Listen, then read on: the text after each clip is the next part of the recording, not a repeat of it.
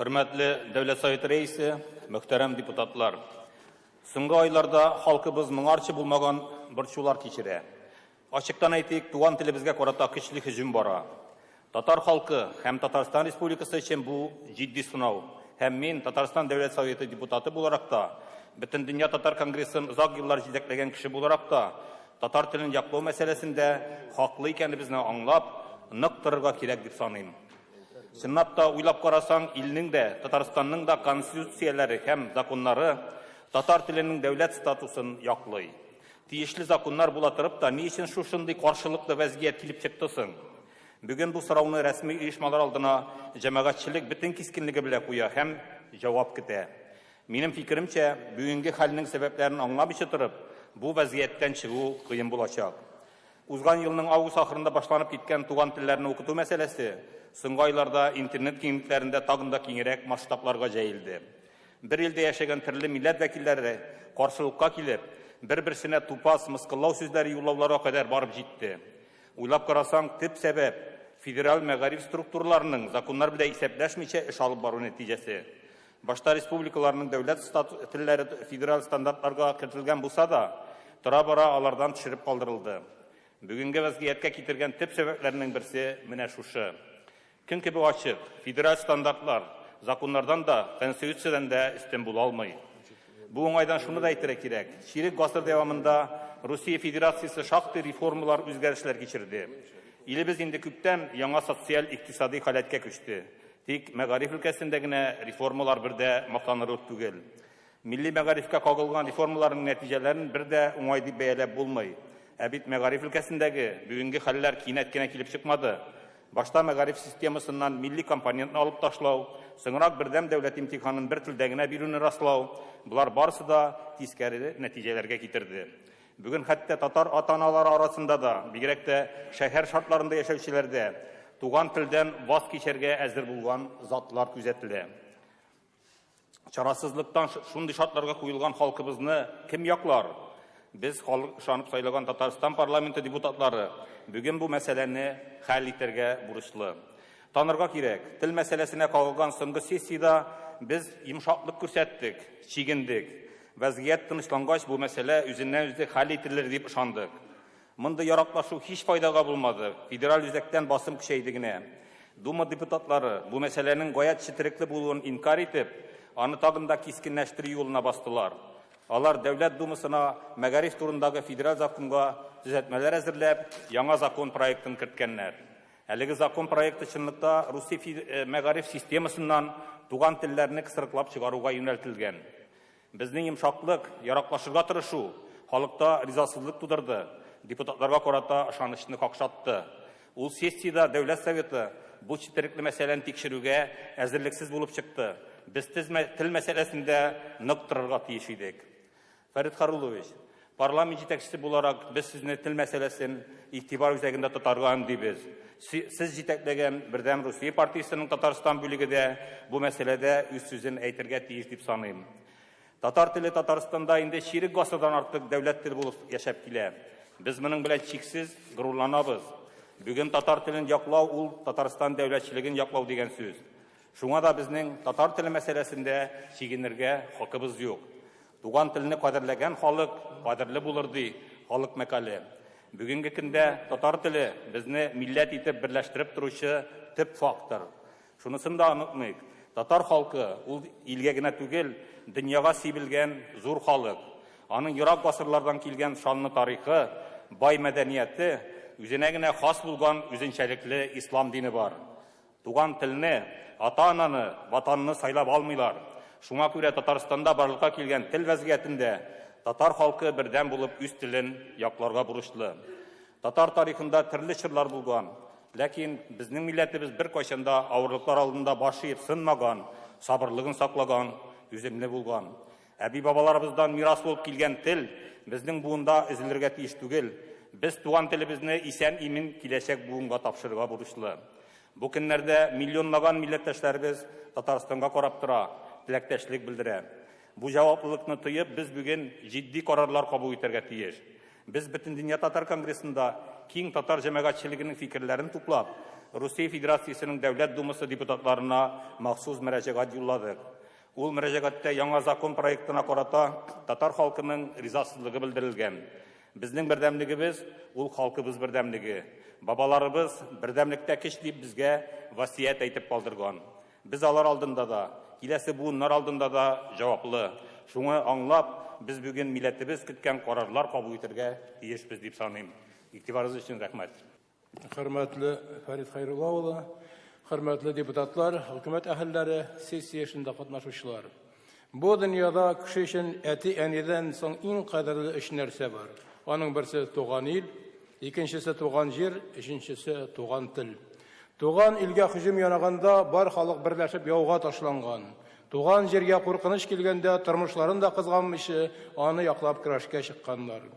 Проблемалар хәттин ашкан булса да, әлегә илебез имин, Аллага шөкер, туган җиребез, ватаныбыз, Татарстаныбыз бар.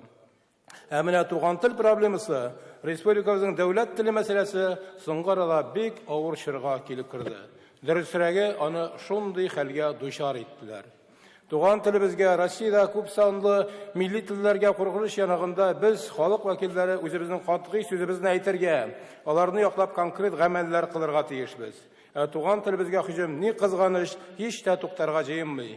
Киресенчә, көннән-көн көчәя генә бара. Шушы елның 10 апрелендә инде әйтелгәнчә, бер төркем Россия Дәүләт Думасы депутатлары тарафыннан тәкъдим ителгән Россиянең мәгариф законына үзгәрешләр кертү турындагы закон проекты бүгенге милли сәясәтнең һич тә милләтләр файдасына булмавын тагын бер кат дәлилләде. Яңа тарихтагы мондый сәясәт 2007 елда мәгариф системасыннан милли төбәк компонентын алып ташлау белән башланып, бердәм дәүләт имтиханын бары тик рус телендә генә бирү карары белән ныгытылды. Һәм бу карарлар милли мәгариф системасының тамырына балта белән чапкандай булды. Ә инде Дәүләт Думасы депутатлары тәкъдим иткән әлеге закон проектын туган телләргә җиназа чыгарга әзерләнү белән генә тегеләргә мөмкиндер. Бу закон проектында депутатлар милли республикаларның дәүләт телләрен һәм туган телләрне бары тик ирекле, факультатив рәвештә генә укытуны гамәлгә куймакчылар. Факультатив ул теләсәң укыйсың, теләмәсәң юк дигән сүз. Совет чорында biz аны үз башыбыздан кичергән идек инде. Факультатив фәннәр өчен бюджет хисабыннан дәреслекләр алу каралмый. Димәк, дәреслекләрне ата-аналар үз хисапларына яки мәктәпләр үз акчаларына сатып алырга тиеш була. Факультатив фәннәрне укыту өчен бюджет хисабына педагоглар әзерләү дә мөмкин булмаячак. Милли мәктәбе булмаган милләтнең киләчәге юк. Чөнки милли мәктәпсез халыкның туган телендә әкренләп юкка чыга. Туган тел булмаган җирдә милли мәдәният, милли сәнгать, милли әдәбият, милли фән, милли гореф-гадәтләр дә, димәк, милләт үзе дә бөтенләйгә бетүгә дучар була. Соңгы арада матбугат чараларында һәм Мәскәүгә җибәрелгән күп санлы доносларда татар телен көчләп укыту, насильственное изучение татарского языка дип ишаеп киткән лаф-ырулар, минемчә, бернинди кысага да сыймый. Бәлки ул тар карашлыктан, тар күңеллелектән, законнарны белмәүдән килә торгандыр. Югыйсә дәүләт теленең теләсә кайсы дәүләттә һич шексез укытылырга тиешлеген исбатлап торасы юк кебек. Россиянең конституциясендә һәм мәгариф законында да обязательное среднее образование дип акка кара белән язылган бит. Ничек инде ул хәтта бүген Россияны дошман күргән чит илләрнең безнең өчен чит телләре дә мәктәпләрдә укыту өчен обязательный мәҗбүри булып та, урыслар белән бергәләп шушы дәүләтне корган татар халкының туган телен укыту гына насильственный көчләп укыту дип аталырга тиешсең әле. Россия дәүләте бүген бик катлаулы чор кичерә. Халыкара масштабта хәлләребез гаять катлауланган чорда. Ил эчендә ыгы-зыгы тулырлык законнар тәкъдим итүне мин һич кенә дә җәмгыятьне берләштерүче гамәл, дөрес милли сәясәт дип атамас идем. Әллә бу яман ниятле кешеләр тарафыннан махсус эшләнәме икән дигән шигем дә бар хәтта. Россиянең төп законы конституциясендә туган телләрне ирекле укыту турында бер сүз дә юк. Россиядә конституция белән тәңгәлләшми торган законнар кабул итү катгый рәвештә тыела. Күренекле кыргыз язучысы Шыңгыз Айтматов үз акылында булган бер кеше дә бу дөньядан үз теләге белән китми. Халыклар синең, минем кебек кешеләрдән тора дип әйткән иде. Бер халыкның да үз теләге белән юкка чыгасы килми.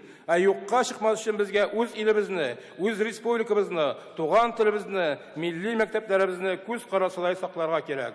Biz бетәбез, үләбез дип түгел, яшибез, көчәябез, алга барабыз дип өметләнеп яшәргә тиешбез. Сан ягыннан Россиядә икенче урында торган татар халкының һәм башка халыкларның гомерләрен озайту өчен без қолдан килгәннең барысын да эшләргә бурычлы. Хөрмәтле депутатлар, тәкъдим ителгән мөрәҗәгатьне һич шиксез хупларсыз дип ышанып калам. Игътибарыгыз өчен рәхмәт. Келейно где-то в кулуарах Госдумы решает вопрос языка. Только я бы сказал, білерге керек рус тілінде, білерге керек татар тілінде, білерге керек мәдениетінде, білерге керек біздің 1000 жылдық тарихымызда да.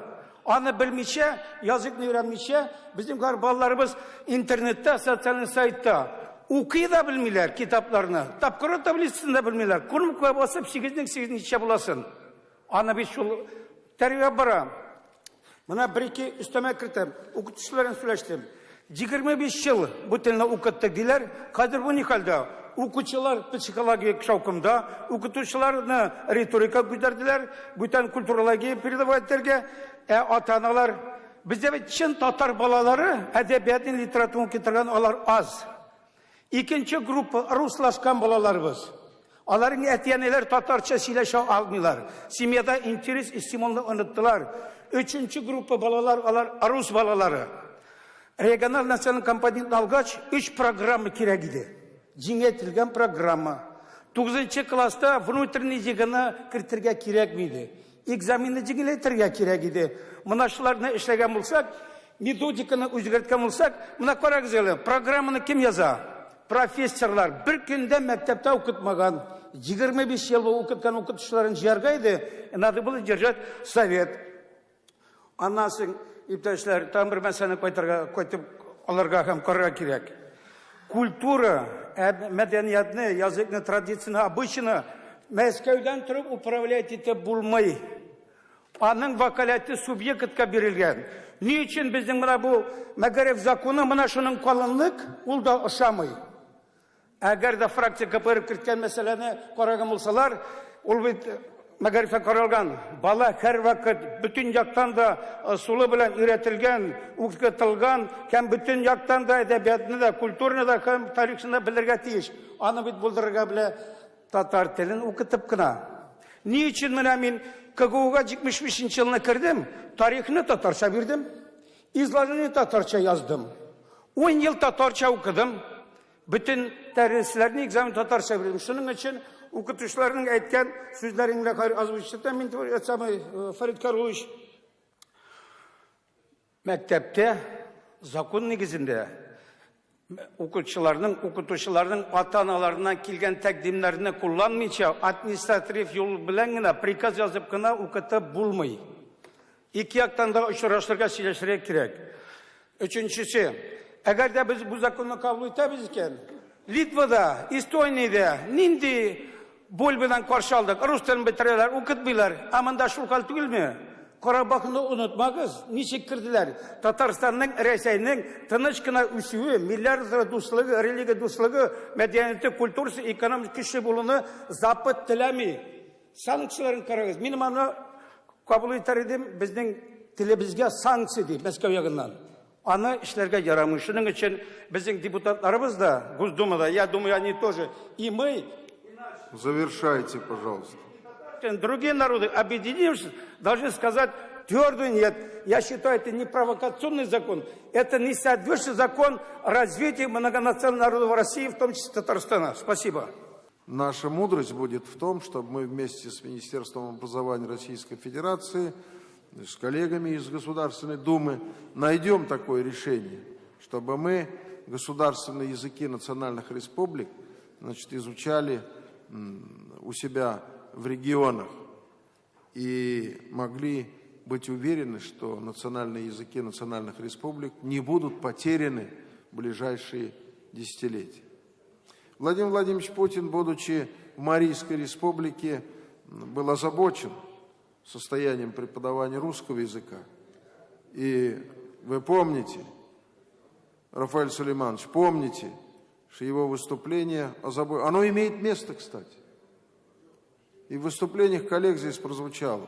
Русский язык требует своей защиты в российском государстве.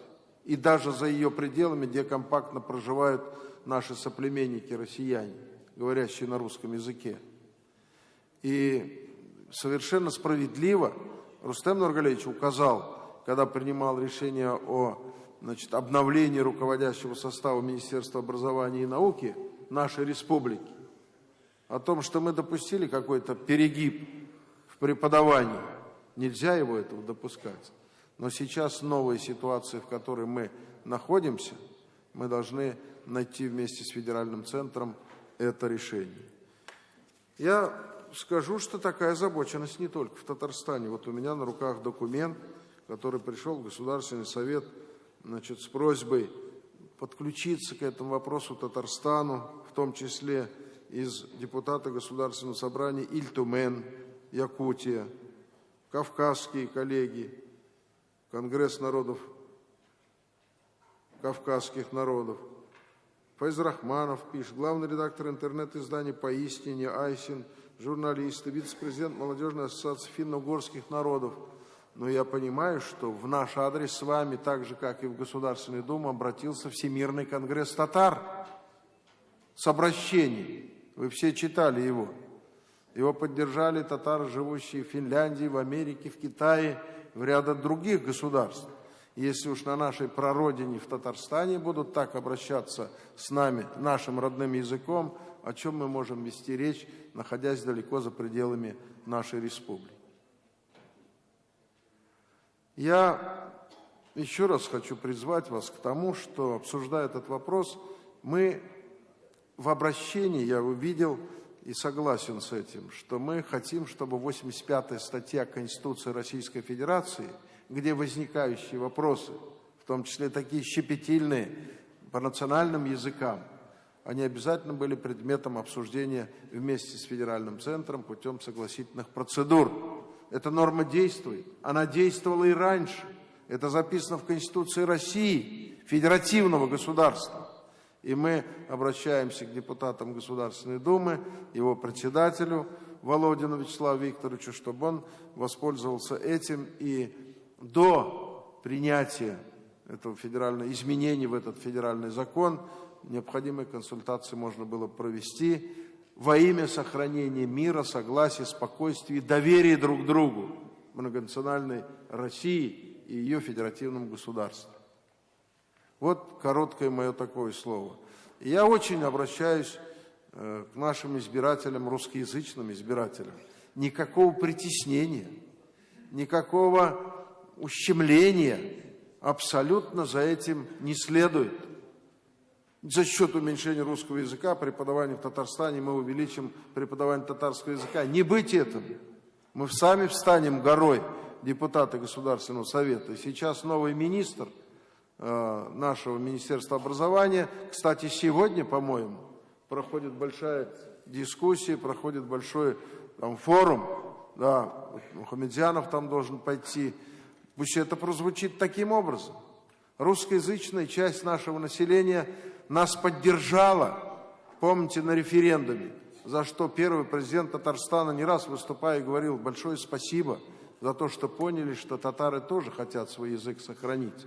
Это относится и к чувашам, и мордвеям, марийцам, и другим людям, которые живут в своих национальных республиках. И мы твердо гарантируем, что мы по этому пути пойдем, и это позволит нам мягко, что ли, сохраняя языки, традиции, обычаев многонациональной России, объединиться вокруг русского народа в Российской Федерации и выступать единым, вот таким народом многонациональной страны. Вот на что направлена, я так понял, эта инициатива, Ренат Закеевич, ваше обращение с тем, чтобы мы услышали друг друга и еще раз объединились вокруг найденного решения в этих щепетильных, тонких, но очень важных вопросах.